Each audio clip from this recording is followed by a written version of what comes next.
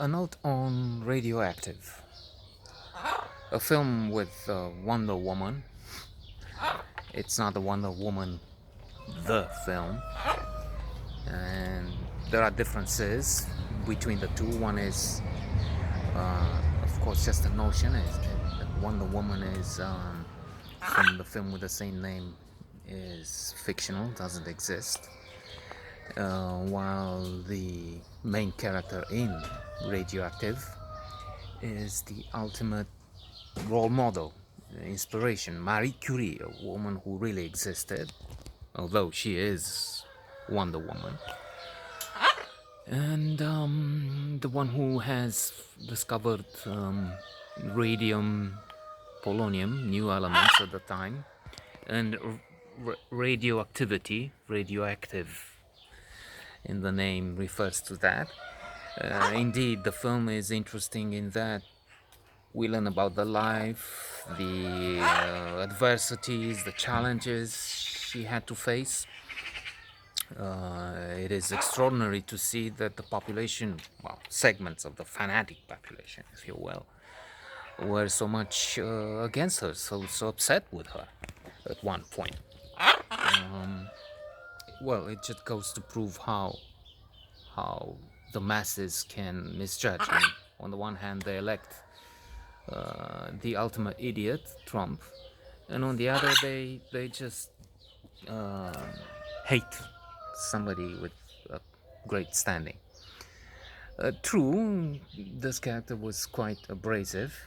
She was not very amenable. She was not the most likable, if you will, human being when faced with professors, male, or and councils and selection committees. She would say, rightly also, but rather abrasively, well, you know me, um, you know my work, and if you know what value is, then you select me. I will not beg. I will not ask for it, and that goes against, of course, the principles of how to win friends and influence people. If you just criticize and you say, I don't care what you do, then they act accordingly.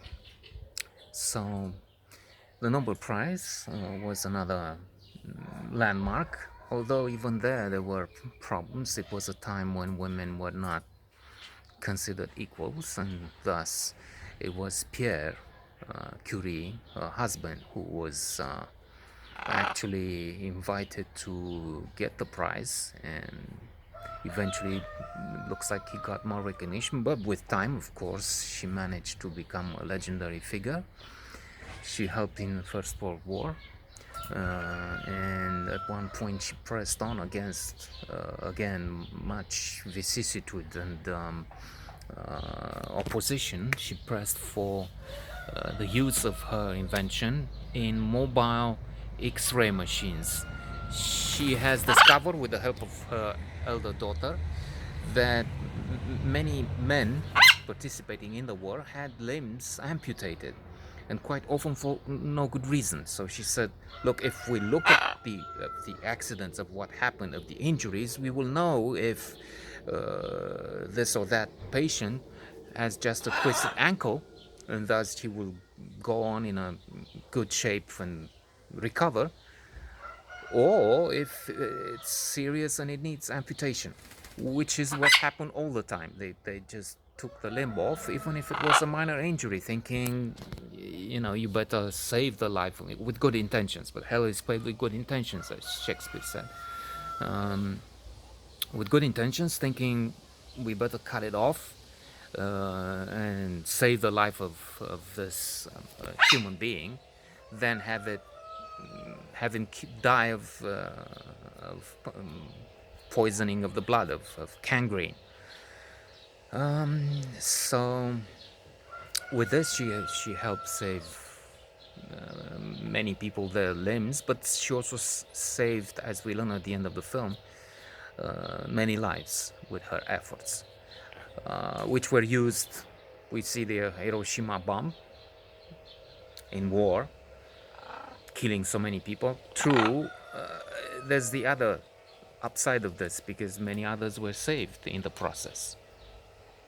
We should think of that. I mean, throwing the bombs helped killed viciously so many innocents in Hiroshima, but then the alternative would have been, as the Japanese had it, with hundreds of thousands, maybe over a million, killed on both sides in a clash on the beaches and wherever. And we also have the technology used, the radioactivity used in in treatment.